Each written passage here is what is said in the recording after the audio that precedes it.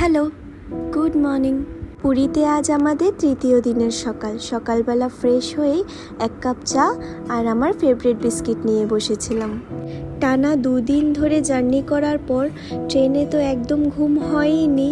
তারপরের দিন আবার জগন্নাথ দর্শন করতে গিয়েছিলাম, সেদিনও খুব তাড়াতাড়ি ঘুম থেকে উঠতে হয়েছিল।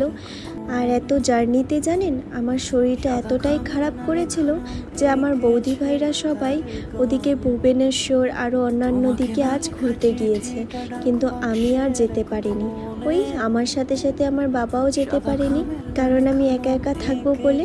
ঘুম থেকে একটু লেট করেই উঠেছিলাম, কিন্তু শরীরটা এখন খুবই ভালো লাগছে আর একটু ফ্রেশ রাখছিল। তাই বাবা নিয়ে আসলো একটা রেস্টুরেন্টে, যেখানে আমরা দুজন বসেই ব্রেকফাস্ট করছিলাম। আর ব্রেকফাস্টে নিয়েছিলাম পুরি সবজির কিন্তু এখানকার অনেক ফেমাস, আর খেতেও দুর্দান্ত ছিল। আমাদের তো আর সেরকম কোনো প্ল্যানিং ছিল না, কারণ বৌদি ভাইরা তো সবাই গিয়েছিল ভুবনেশ্বরের দিকে। তা আমি আর বাবা আবার চলে গিয়েছিলাম একটু সমুদ্রের পাড়ের দিকে ঘুরতে। তো সমুদ্রের পাড়ে যে দোকানপাটগুলো রয়েছে সেখানে এসেছে একটু নতুন নতুন জিনিসগুলো দেখতে। অনেক সুন্দর সুন্দর জিনিস ছিল, তো সেগুলোই দেখছিলাম। এই ঝিনুক দিয়ে সাজানো ব্যাঙ্গেলসটা দেখুন কতটা ভালো লাগছে না? দাঁড়ান একটু হাতে লাগিয়ে দেখি কেমন লাগছে। দেখুন তো কেমন লাগছে। খুব পছন্দ হয়েছিল এটা আমার, তো আমি এটা নিয়ে নিয়েছিলাম। এই সমুদ্রের ধারে এসে সবাইকেই হৈ হৈ করে স্নান করতে দেখে আমারও বড্ড ইচ্ছে করছিল জানেন, যে আমিও স্নান করি।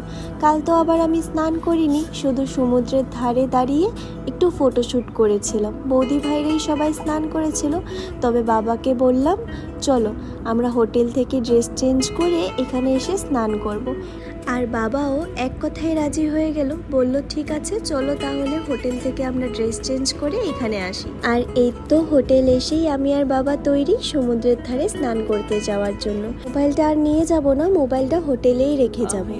চলুন সমুদ্রের ধারে স্নান করে এসে ডাইরেক্ট আবার হোটেলে দেখা হচ্ছে। এই তো আমরা হোটেল পৌঁছে স্নান করে নিলাম। ঘড়িতে প্রায় বাজে 3টে। সেই দুপুর 12টার সময় গিয়েছিলাম আমরা স্নান করার জন্য, আর ছাদে এসে পড়েছি কাপড় দেওয়ার জন্য। ছাদ থেকে একটু সমুদ্রকে দেখছিলাম, যতই দেখি ততই যেন মন আর ভরছে না। আমাদের হোটেলের নিচে বাজারের মাঝেই এই রেস্টুরেন্টটা রয়েছে, যেটার নাম রয়েছে 13 পার্বণ।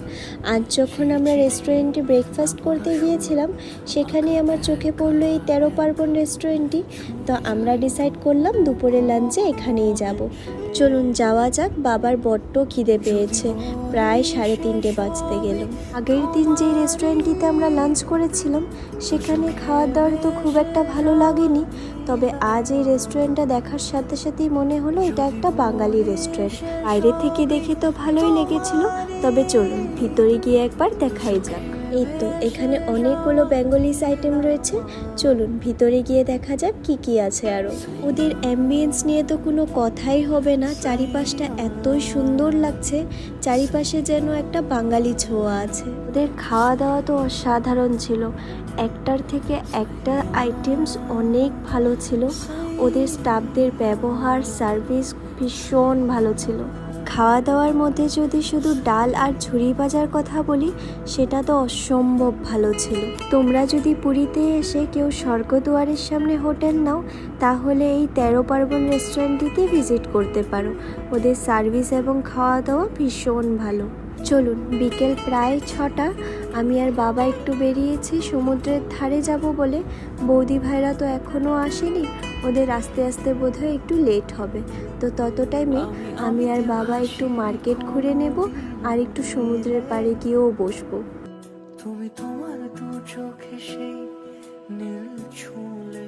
রাতের অন্ধকারে সমুদ্রের চারিপাশটা এই দোকানপাটের জন্য ঝলমল করে ওঠে।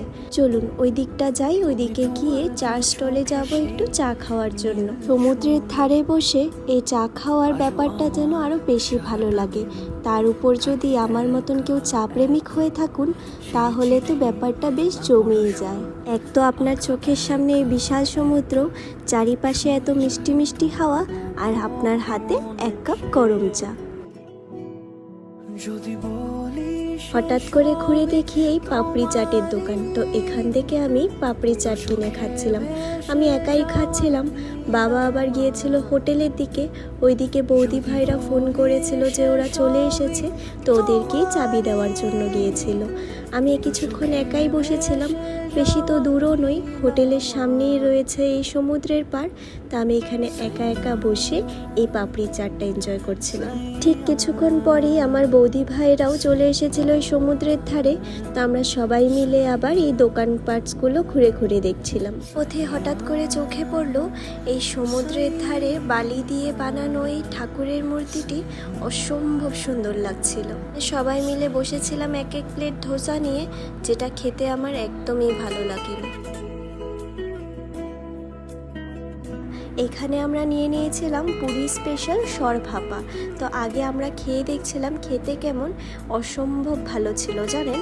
এবার এটা খাওয়ার পর সবার জন্য আমরা আরও অনেকগুলো নিয়ে নিয়েছিলাম।